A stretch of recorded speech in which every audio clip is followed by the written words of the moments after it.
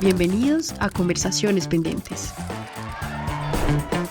¿Debe España pedirnos perdón por la conquista y la colonización? Es una de las preguntas que ha recorrido el territorio de América Latina y el Caribe en la última década y al cual Colombia ha sido una gran protagonista por discutir y debatir estos temas en los años recientes. Conversación que pone de presente una clara intención de querer abordar uno de los temas que quizás hemos eludido. Una conversación que algunas veces, si la hemos abordado, las hemos dado desde la descalificación o desde el no el respeto al otro. Por ello, en este podcast que hemos llamado Conversaciones Pendientes, vamos a abordar este tema. Para hacerlo nos acompañan tres invitados.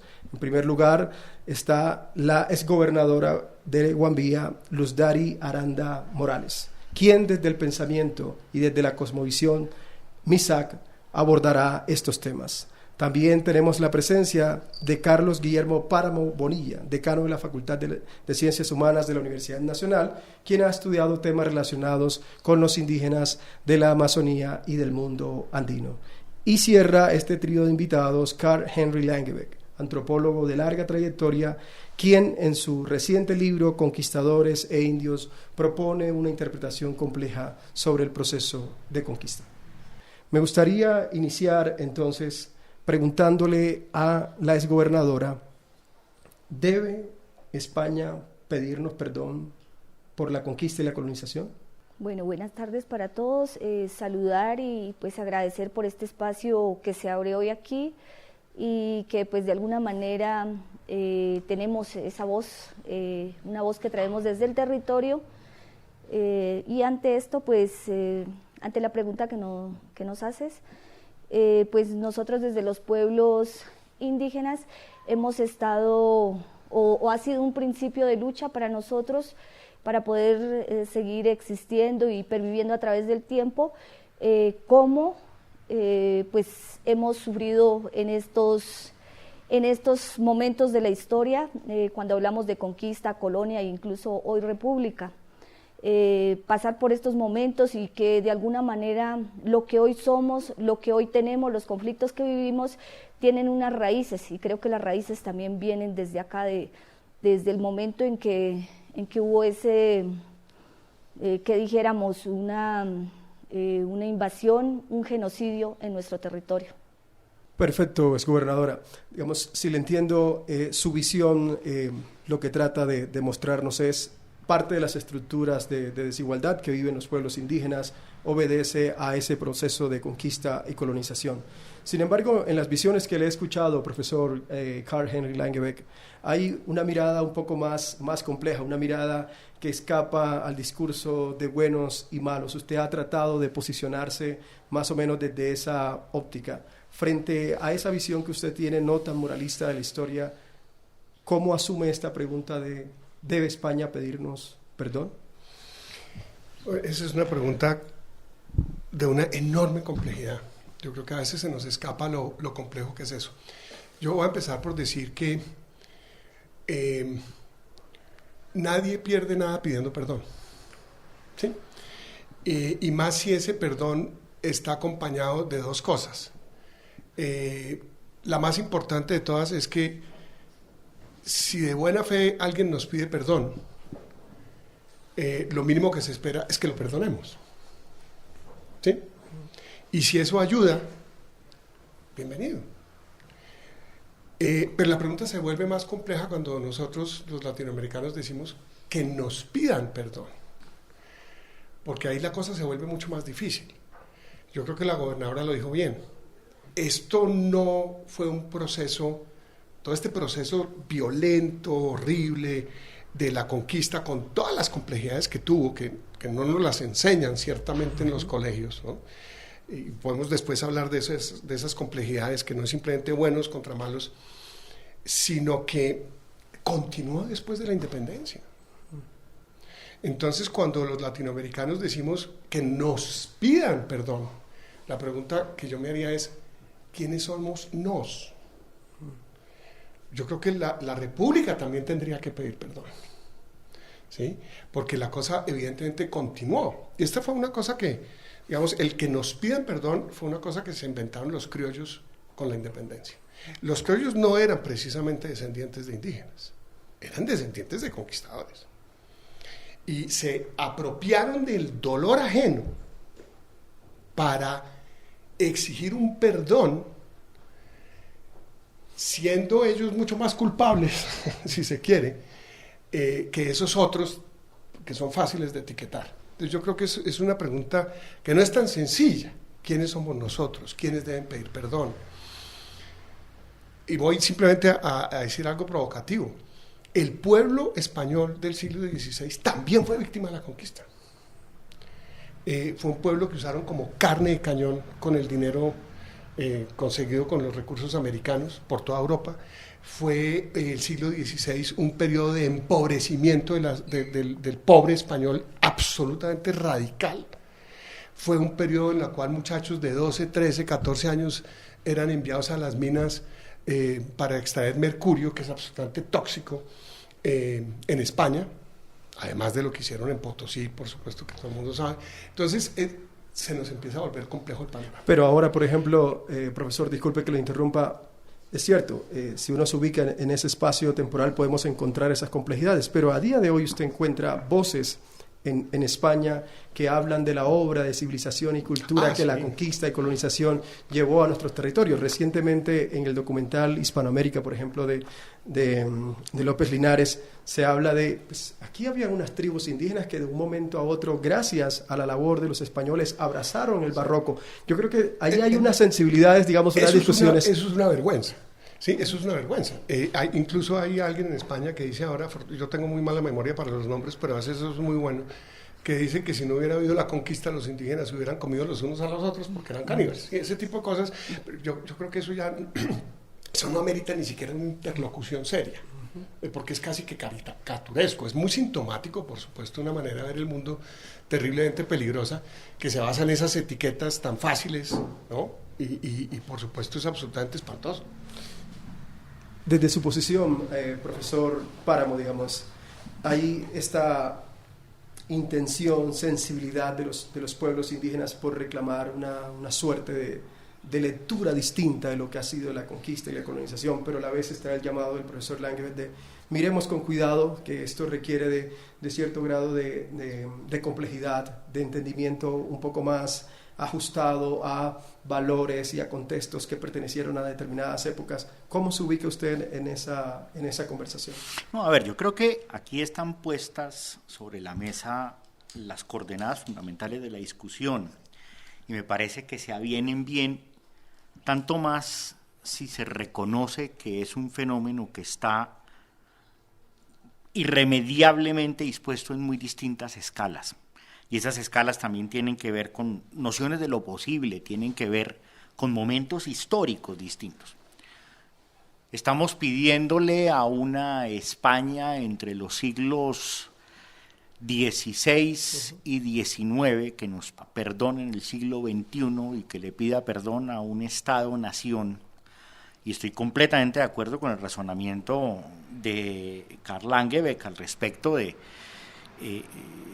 también cómo no deja de haber algo de ironía en que sean los descendientes de los padres republicanos de la patria, la gran mayoría abiertos y confesos enemigos de algunas de las formas de organización indígena. Recordemos que varios pueblos indígenas fueron aliados de la corona en su momento durante el proceso independentista. No deja de haber ironía en ello, pero de nuevo, el punto es que uno pudiera mirar la cuestión de la pérdida y la ganancia con respecto a distintas escalas. Voy a poner un ejemplo que pudiera parecer un tanto extraño, salvo porque se aviene con la noción de conquista.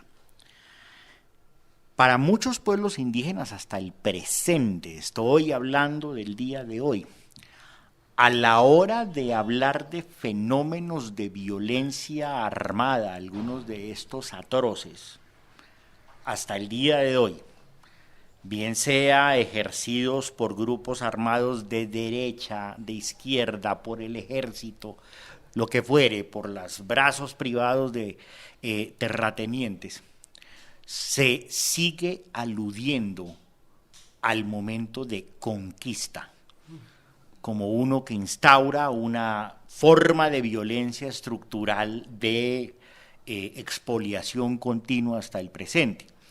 Y con esto, ¿qué quiero decir? También las categorías varían conforme las distintas maneras de apercibirlas.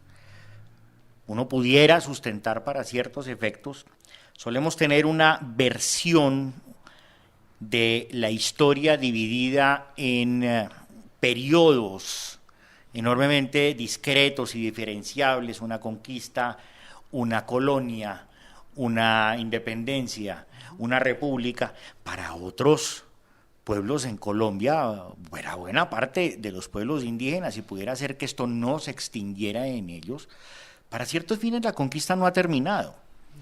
Ahora, esto es tanto como decir, si se asume el punto de vista probable desde muchos lugares de el discurso indígena, que no necesariamente es el discurso político, es un discurso sentido, es un discurso que se emplaza en contextos específicos sobre un entendido irónico, y es que la categoría indio es una categoría colonial.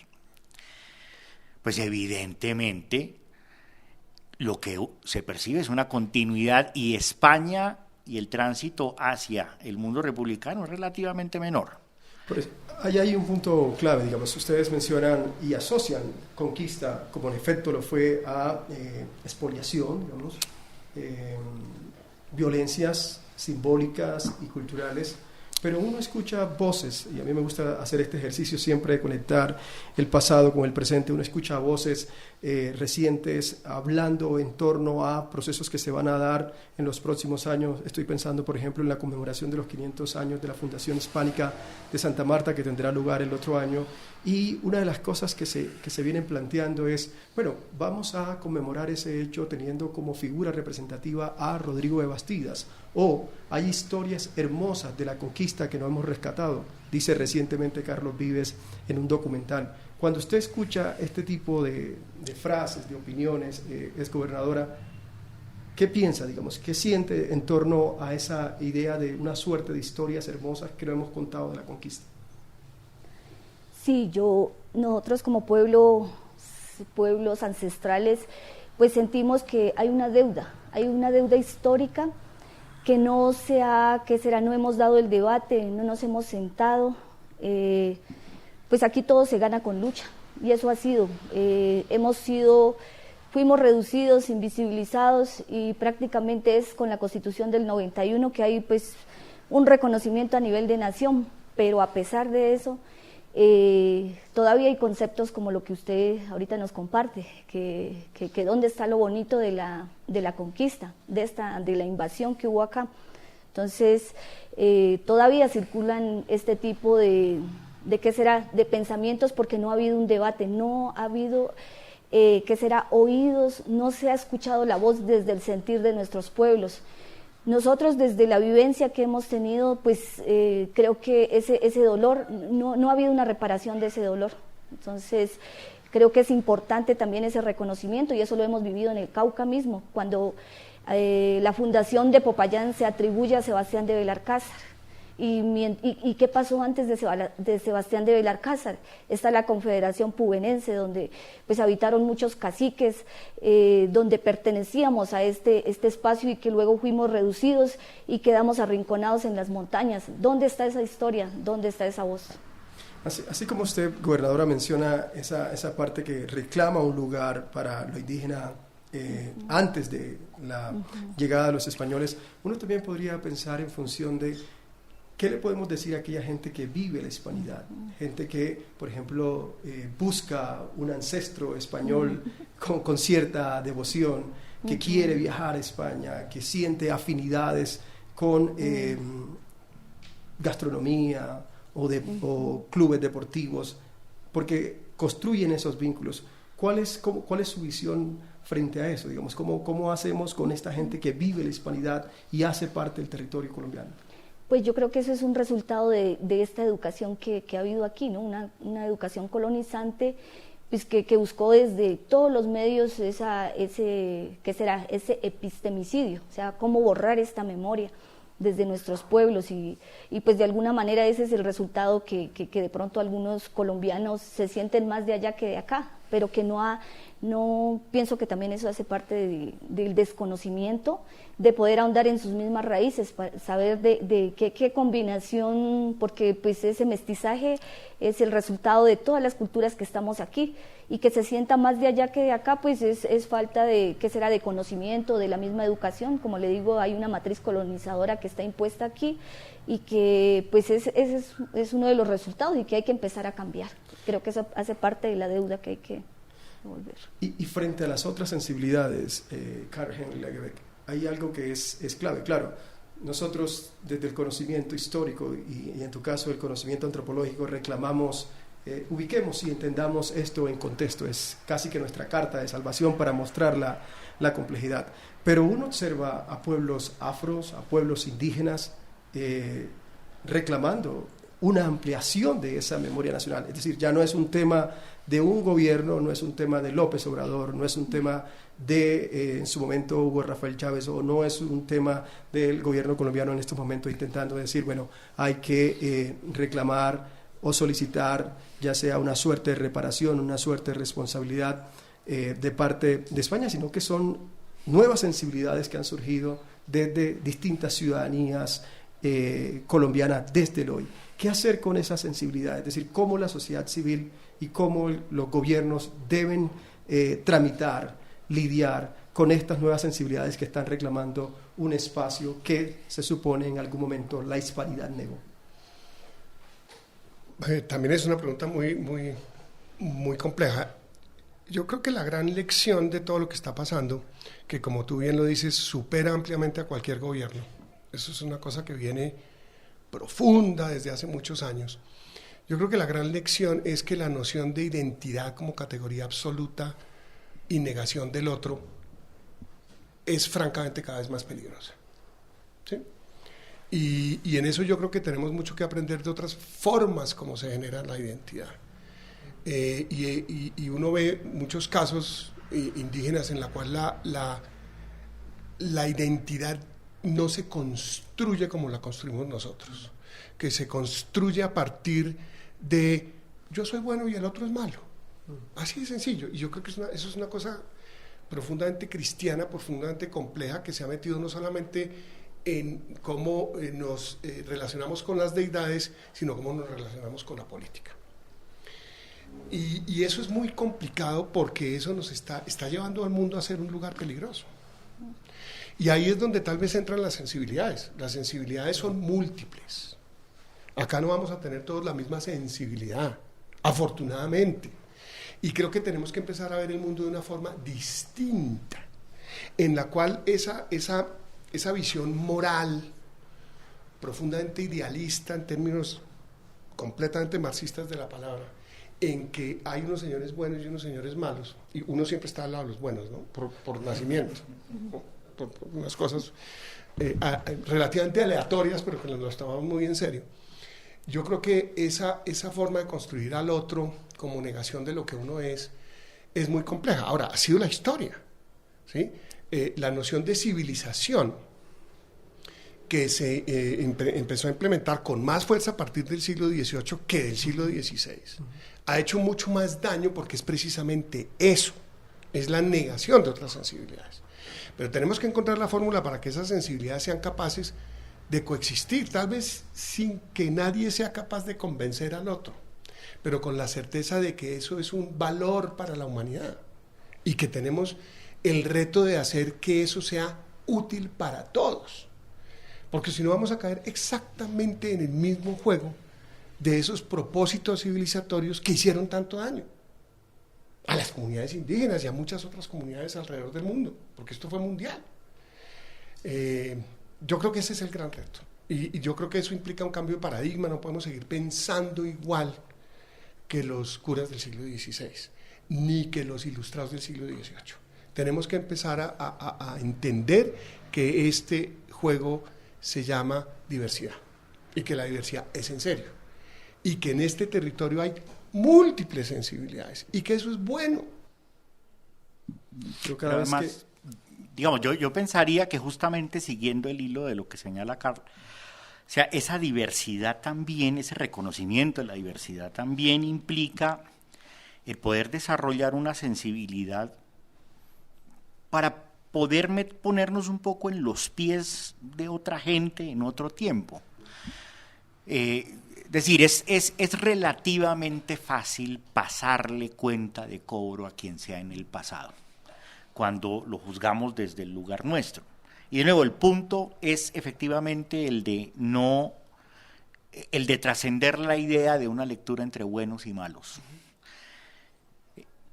Yo coincido eminentemente con Carl cuando señala las posturas que me temo abundan hoy en día en cierto filón de la historiografía española, que procuran sustentar las virtudes de la civilización y el cristianismo con respecto a su trabajo con las sociedades indígenas, y valga decir, además, con las sociedades afroamericanas, habiéndolas secuestrado y esclavizado, porque dejaron de comerse los unos a otros o porque nos dieron el barroco, verdaderamente son absurdas. No hay nada inherentemente bueno en el barroco, aunque probablemente puede que lo consideremos enormemente bello desde ciertos puntos de vista.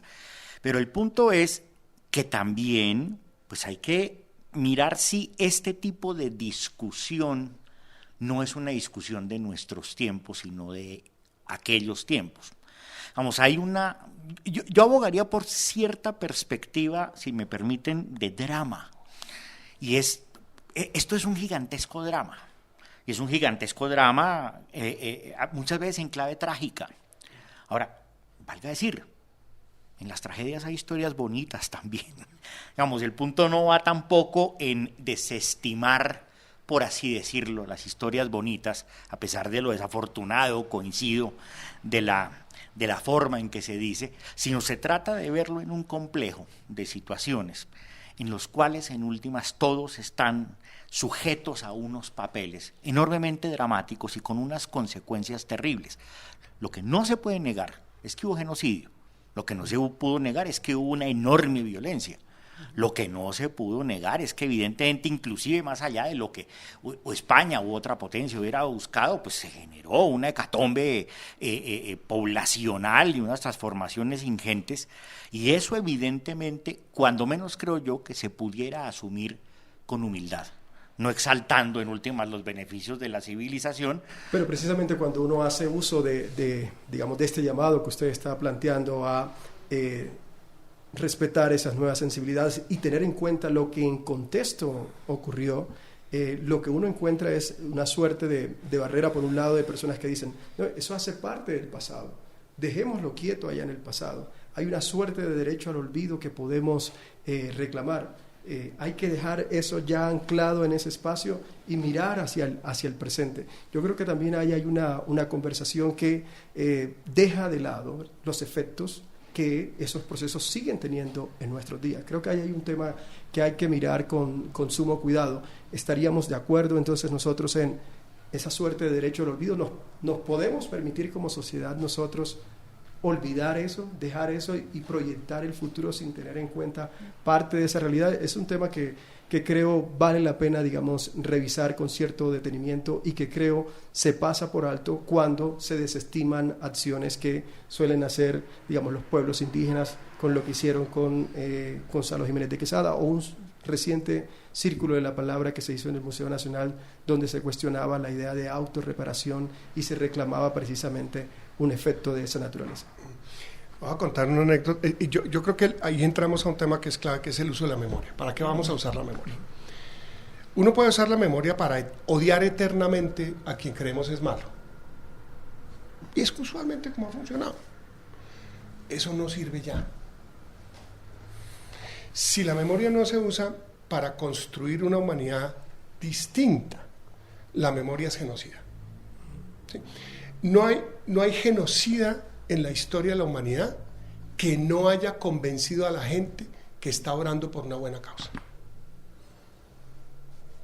Todos los genocidas creen que están actuando por una causa absolutamente superior. Todos. No importa de qué color tengan.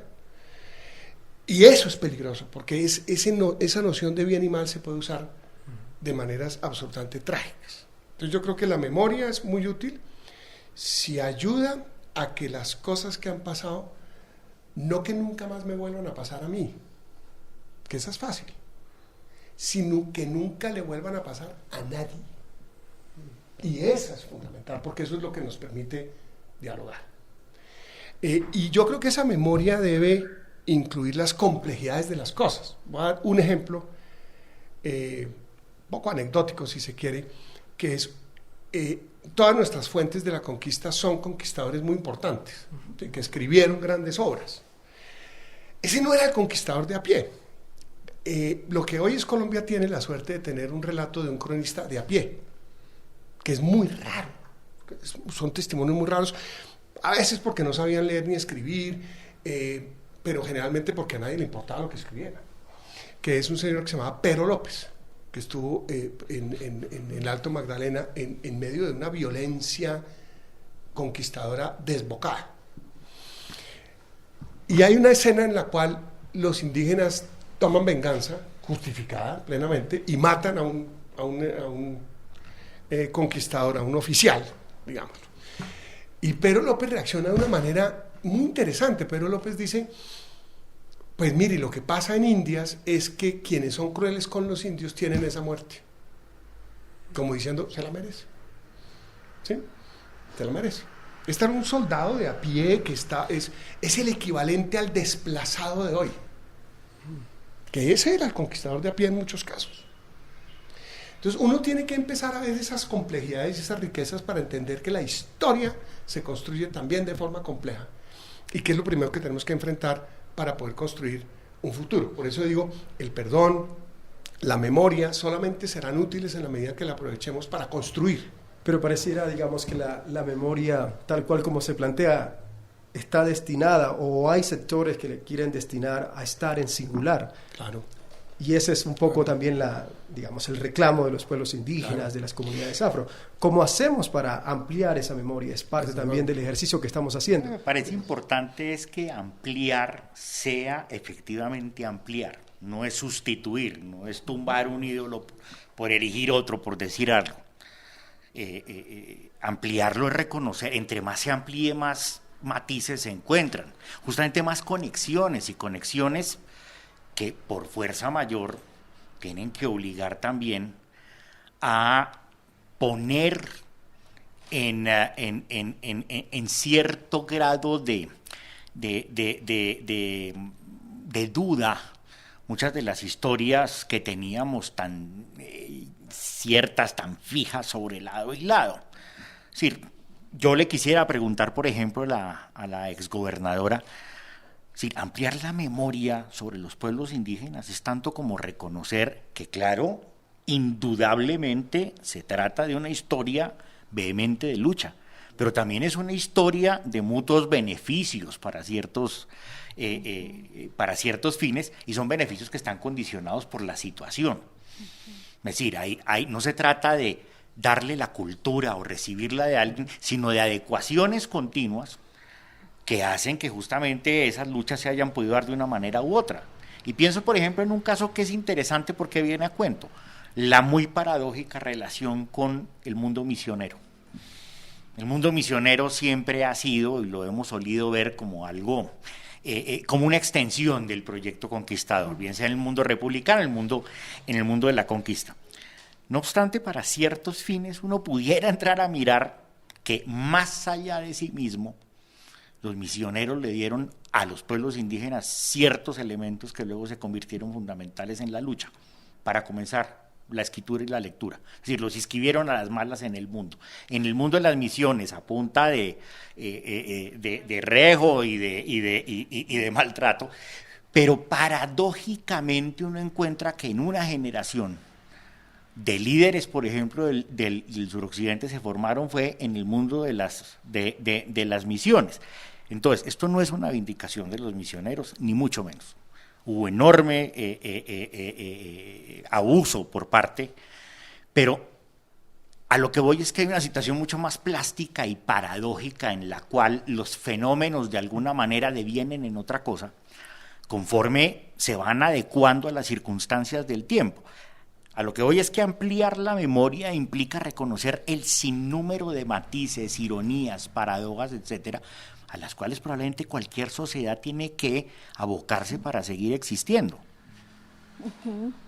Bueno, respecto a la pregunta y a lo que pues han dicho, pues creo que la violencia, todo tipo de violencia que se ha generado, por ejemplo, en estas grandes guerras que han habido mundiales, nosotros no podemos naturalizar o justificar, ¿no? Porque eso es lo que han querido hacer aquí en América Latina, o sea, colocar al indio, al indígena como caníbal, o como que aquí había una guerra también y que llegó la salvación con Europa. O sea, son justificaciones para decir por qué masacraron y por qué exterminaron a los pueblos indígenas. Entonces, creo que uno no debe naturalizar las guerras y de alguna manera, para nosotros, la memoria sigue viva ¿dónde? En la lengua, sigue viva en el territorio. Entonces, a través de esto hemos podido encontrar, por ejemplo, muchos elementos importantes, esa conexión que tenemos con el mismo territorio, con la naturaleza. Y nuestros mayores lo han dicho, si uno atenta contra el territorio, como pasó cuando llegó estos españoles a buscar el tesoro, a dañar la tierra, incluso hasta ahora vemos cómo sacan el tesoro de la tierra, el petróleo, todo este daño que está ocasionando a la naturaleza, ¿en qué repercute? En nosotros. Por eso es que está la crisis a nivel mundial. O sea, si no se cura el territorio, no puede haber tampoco una reconciliación. Entonces, la reconciliación incluso tiene que iniciar desde allá, desde esa conexión que tenemos que tener con el territorio. Y pienso que esta es una oportunidad en ese reconocimiento, en ese pedir perdón, de poder reconocer que hay otro tipo de pensamiento aquí, por ejemplo, indígena.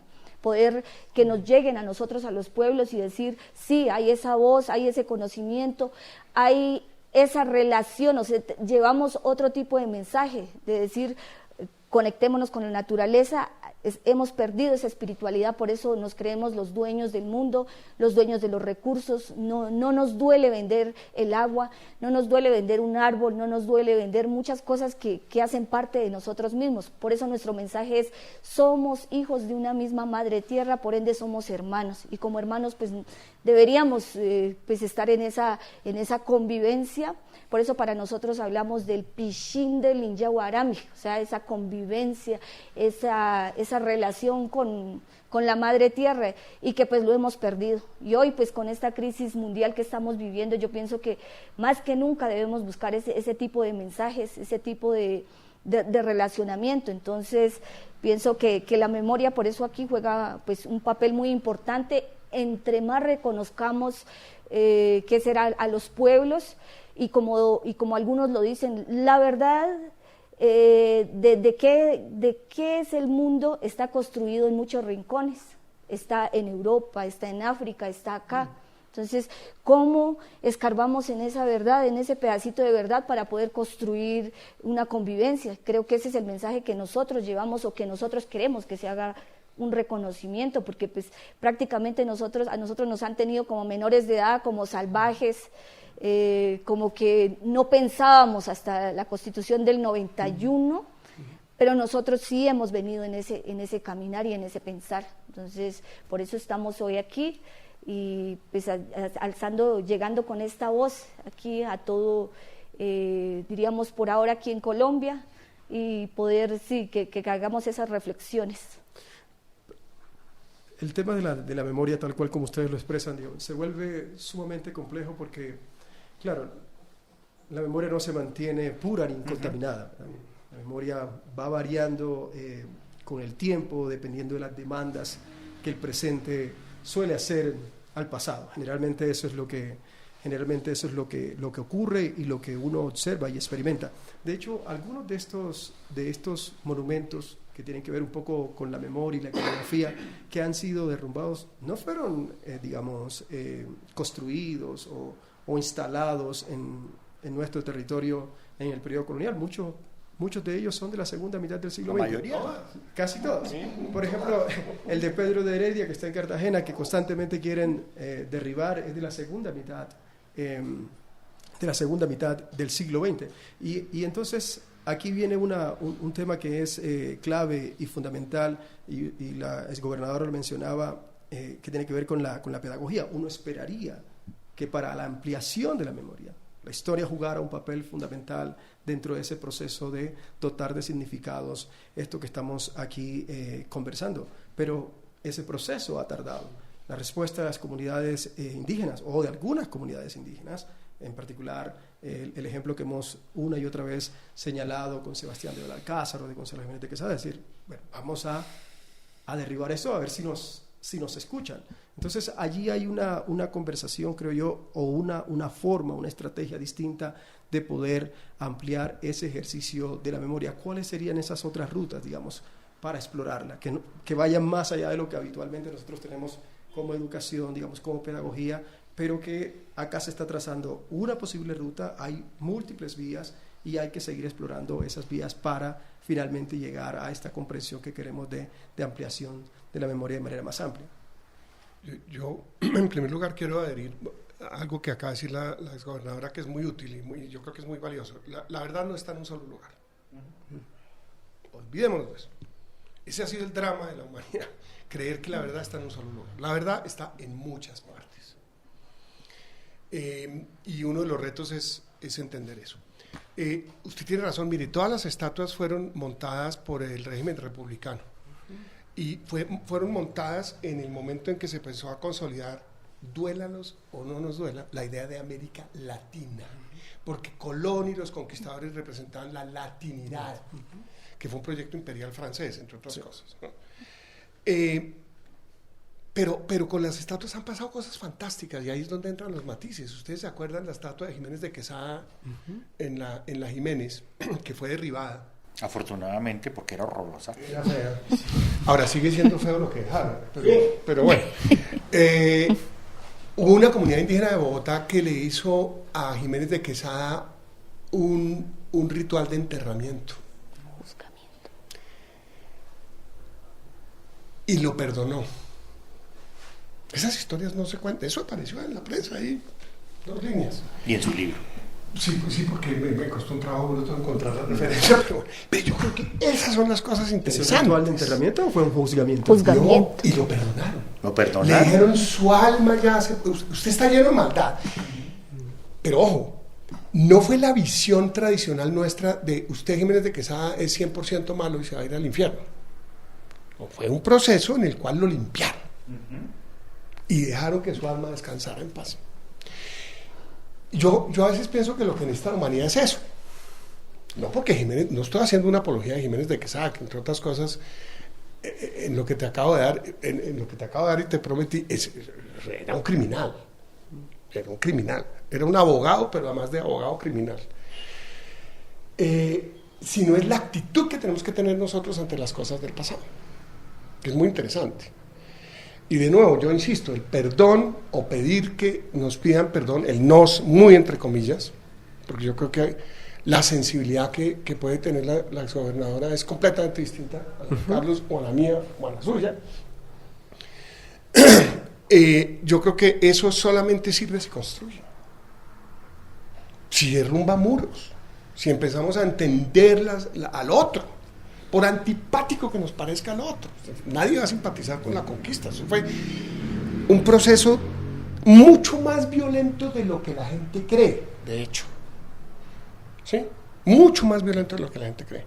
Pero es que incluso con eso tenemos que empezar a dialogar de forma en que no volvamos a caer en lo mismo, que es que el mundo se divide en buenos y malos. Porque es que si el mundo se divide en buenos y malos, la solución al problema es muy fácil: elimine al malo. Pero resulta que eso es lo que han tratado de hacer los grandes genocidas de la historia: eliminar a los que ellos por alguna razón definen como malos. No funciona. Tenemos que pensar distinto. Por eso cuando usted dice la verdad está en varios lugares, eso es fundamental. Eso es fundamental. Pero fundamental también es reconocer, digamos, que producto de esa de esa conquista y esa colonización, no todos llegamos en condición de igualdad. Por supuesto.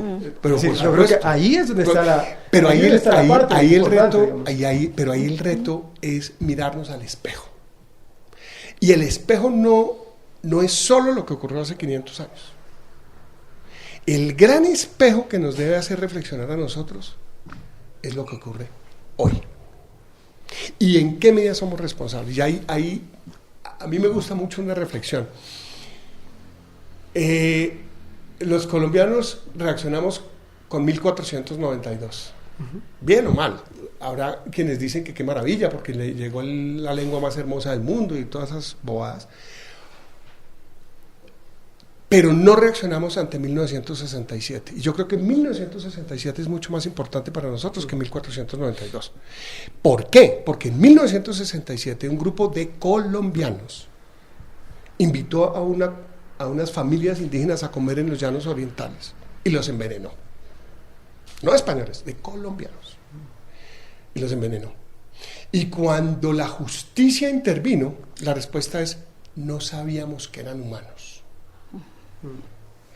Ese espejo es mucho más importante para nosotros que el de Sebastián de Belalcázar. Porque ese nosotros que envenenó a la familia indígena es mucho más cercano a nosotros y no podemos identificar un tercero como el gran culpable que está por allá lejos. Es mucho más doloroso. Está distante, pero es muy aleccionador. Está distante, pero alimenta mucho de esos prejuicios, digamos. Claro, Nos hace pensar sobre nosotros. Sí, pero es que cuando si le echamos la culpa es la España del siglo XVI, es una reflexión sobre otro. Pero cuando nosotros pensamos en 1967, es una herencia. Nos hace reflexionar sobre nosotros. Y yo creo que eso es mucho más útil como sociedad. Pero yo creo que eso son herencias, ¿no? Que de alguna manera han llegado de Europa, yo diría, ese pensamiento de ¿qué será?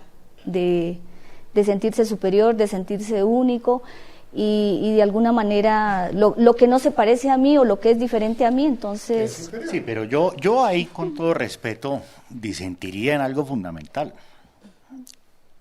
y creo que va en el punto que señala Carl, y es: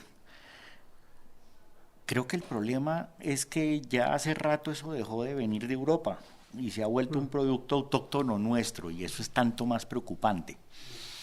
Es decir, el discurso racista en Colombia tiene un linaje también, a veces inclusive disfrazado de proyecto eugenésico, disfrazado de proyecto civilizatorio, etcétera, etcétera, de grandes, por demás, insignes, intelectuales, estadistas, muchos de estos liberales, valga decirlo, pero es un discurso propio, y en eso, es decir, claro, puede tener un correlato en Europa, pero ciertamente hay algo que es mucho más perturbador, y no es el conquistador español, asolado un poco también por unos enormes demonios que no son los propios del intelectual de 1950 o del colono de 1970, o que puede ser inclusive el de hoy en día. Y en esa medida el asunto, insisto, se vuelve más complejo, se vuelve más amplio. El término, la figura puede estar muy al orden del día, pero ciertamente existe racismo estructural en Colombia. Ciertamente existe. Este es un país profundamente racista, y es un país profundamente racista contra los pueblos indígenas, contra los pueblos afro, contra cualquier otra denominación. Y ese, por ejemplo, es un asunto que difícilmente hemos interpelado de esas maneras. A veces solemos tratar de enmendar el asunto con alguna serie de hitos simbólicos, en fin, pero el punto del racismo, que también es un punto de suponer inferioridad con respecto a las formas en que pensamos, en que sentimos, etcétera, es algo que está absolutamente vigente en este momento. Y yo de eso trabajaría sobre un colofón que es el más difícil posible, y es que tal vez más que pedirle perdón a España, eso primero nos toca pensar en cómo nos perdonamos. Y cómo nos perdonamos significa también de todas los perdones que tiene que pedir el Estado colombiano, que tiene que pedir la Iglesia colombiana, que tiene que pedir tal vez inclusive la Academia colombiana, pero siempre reconociendo la complejidad de la situación. Siempre reconociendo los lugares de enunciación, los momentos en que ocurre. Yo suelo explicar el proceso desde la confluencia de los dos, digamos, de dos realidades. Por supuesto que nosotros heredamos discursos, prácticas provenientes del mundo colonial, digamos, y la forma en cómo algunas estructuras de desigualdad social que vive el país o que viven las realidades latinoamericanas están en función de ese mundo colonial. Y luego está este Estado republicano que va tomando forma, en el cual nosotros ingresamos en condiciones de desigualdad, que era lo que decía yo al comienzo, no todos llegamos en similares condiciones a la República, y eso fue marcando, digamos, cierta manera de entendernos, comprendernos, posicionarnos y el lugar que ocupábamos en la sociedad. Pero luego también hay un tema que es clave, y es la reedición de algunos de esos discursos provenientes del mundo colonial. Digamos, cuando nosotros analizamos todo el tema de la vorágine, sobre el cual usted es experto, profesor Páramo, hay mucho de violencia simbólica asociada a la hispanidad, asociada no solo a Casa Arana, sino asociada a misiones que fueron desplegadas por las costas Caribe, las costas Pacíficas o por las zonas de la Amazonía. Hay una suerte de reedición de la hispanidad que uno observa allí, y que luego viene la República Liberal, y posteriormente en los años 40, ahí nuevamente, con todo el discurso de Franco, Laureano Gómez, la hispanidad nuevamente comienza a tener una fuerza importante. Es decir, yo lo que veo es que, quiera uno o no, digamos, tanto en el mundo colonial como en el mundo republicano, España ha ocupado un lugar central, y ese lugar central, independientemente de la forma como se visualice, ha estado, digamos, presente en la manera en cómo se han construido las identidades nuestras, y las maneras como esas identidades en algunos casos han implicado violencias contra algunos grupos, que es un poco lo que estamos tratando de resolver a día de hoy, cuando estamos diciendo la colección Quimbaya debe retornar al país, porque hay unas comunidades indígenas que sienten que significa para ellos algo. No es un tema de propiedad, es un tema de significados, y esos significados hay que valorarlo, y eso es lo que yo siento que a veces no ocurre en el país, producto de esas mismas miradas que usted menciona, y Carr también menciona, en términos de racismo. ¿Cuáles son los significados, digamos, que deberíamos darle a día de hoy a la hispanidad a propósito de esto que estamos discutiendo? ¿O cuáles son los significados que a día de hoy debemos darle a las reclamaciones que los pueblos indígenas y que las comunidades afro hacen frente a una memoria que históricamente han considerado que es excluyente? Es un poco también, digamos, lo que sale de la conversación. Pues fíjate que tú introdujiste una segunda pedida de perdón. Una primera pedida de perdón es pedirle a España que pida perdón. Pero la segunda es pedirle perdón a España por la forma como los colombianos hemos usado la hispanidad. Sí, porque pues el español de a pie de hoy no es responsable de cómo los colombianos han usado la hispanidad. Sí, cómo la gente vive la hispanidad. Y te puedo garantizar que Laureano Gómez no representaba la manera de pensar del español de a pie. Yo creo que se hubiera reído la gran mayoría del pueblo español sobre Laureano Gómez. Pero claro, tú introduces el tema de las sensibilidades son distintas. Es que uno no puede pedirle al bogotano del 2024 que sienta lo mismo con el tesoro Quimbaya. Probablemente el colombiano común y corriente verá el tesoro Quimbaya de la peor manera posible, que es la manera mercantilista. Uy, qué cantidad de oro. Uy, es que es el oro. Pero está la sensibilidad indígena, que es distinta. Y por supuesto que hay que oírla y hay que entenderla. Y eso introduce el tema de la complejidad. No solamente quién va a pedir perdón, sino a quién va a pedir perdón. Nos va a pedir perdón a los que en esta sociedad, en medio de todos, somos privilegiados, o a una sociedad indígena que tiene una sensibilidad diferente con relación a temas como el mal llamado Tesoro Quimbaya. Es que ya con el nombre ya está claro pues el contenido que le damos, que es completamente equivocado. Y ahí es donde entra la diversidad. Pues respecto al tema, devolver el tesoro, incluso uno diría, a muchos indígenas los llevaron y los disecaron y los colocaron diríamos en museos, ¿no? Pues uno sí diría, son nuestros hermanos, son nuestra cultura, devolver, o sea, ¿cómo devolvemos? Porque tienen que regresar a la madre tierra, o sea, son espacios culturales. Cuando uno habla de la acá donde en Popayán, el famoso morro de Tulcán, que para nosotros es una pirámide espiritual que nos conecta y es un espacio, pues diríamos, sagrado para nosotros. Entonces, sí, esos sentires, o sea, mientras que para unos tienen un fin económico o tienen un fin de demostrar otra cosa, otra lectura, para nosotros va más allá de eso. Entonces, pienso que sí tenemos que empezar a mirar cómo vamos a saldar esa deuda.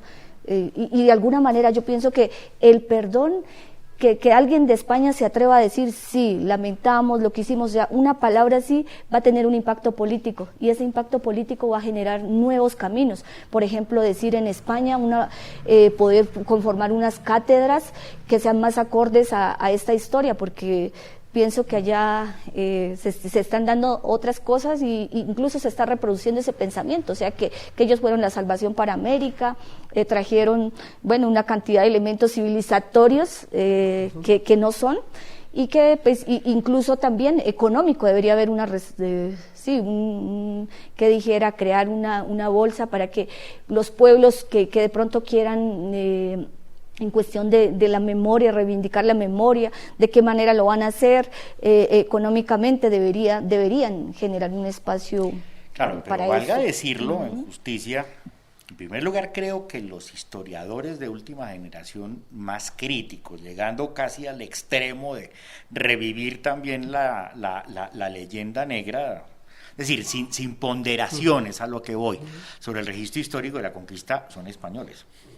Digamos, en España en este momento hay un fenómeno muy interesante, están saliendo dos tipos de historias de la conquista, historias que vindican la labor civilizadora e historias de corte enormemente crítico, algunas ya tendientes a la infamación. A mí me parece que eso también es interesante, y ahí pudiera haber también un diálogo con España en un sentido de nuevo de más de evaluar el asunto colectivamente. Yo creo que también hay muy mala conciencia en un sector importante de la sociedad española frente a su relación con el pasado colonial. Digamos, tampoco, es que no estamos hablando de la España del siglo XVI, ni estamos hablando de los Habsburgo. Estamos hablando de gente que ha tenido la experiencia de una cruentísima guerra civil, que tuvo los ires y venires de la experiencia colonial, y de gente que para ciertos fines, pero acá siempre el caso tiende a lo individual, a veces se puede sentir enormemente en consonancia con algunas cosas americanas, porque para ciertos fines ellos fueron también mucho tiempo el tercer mundo de Europa. Es decir, hay muchísima más sinuosidad en la cosa, que me parece a mí que también implica encontrar puntos de encuentro en la simpatía, cierta consustancialidad, si se quiere, también en una tragedia compartida, porque hasta cierto punto... De hecho, para esta conversación pendiente que ya vamos cerrando, teníamos como invitado a un documentalista español también para que expresara sus visiones, porque de esto se trata Conversaciones Pendientes, es el esfuerzo por tratar de pensar los temas de manera compleja, respetando la diversidad sin caer en las descalificaciones, y quisiéramos sumar a esta conversación precisamente a alguien más que nos está escuchando, Gregorio Saldarriaga, que tiene una mirada, una visión en torno al tema que ahora estamos debatiendo. Gregorio, estábamos conversando en torno al tema de ¿debe España pedirnos perdón por la conquista y la colonización? Y queríamos explorar tu mirada desde la visión que tienes de la gastronomía y de los conocimientos que tienes en torno al tema. ¿Cómo avanzamos en esa discusión desde tu perspectiva? Pues la verdad, mi opinión impopular sería que no hay necesidad de pedir perdón, en parte porque yo no creo que haya un nosotros y un ellos, es decir, nosotros no somos el pasado, nosotros somos estos que estamos acá, y ellos tampoco son los del siglo XVI. Coincido más bien en algo que señalaba Langebeck hace un rato. Tendríamos que mirar eventos más recientes para que empecemos a pedirnos perdón nosotros mismos de toda la violencia que seguimos generando. Y me parece que abrir esa vía de estar pidiendo perdones, pues entonces, si la vamos a hacer retrospectivamente, tendríamos que hacer que pidiera perdón España, después tendríamos que hacer que pidiera perdón Inglaterra, Portugal tendría que empezar, después Francia, Holanda, tendríamos que ir comunidad indígena por comunidad indígena, viendo cuáles se aliaron con los españoles y qué tipos de actos cometieron contra otras comunidades.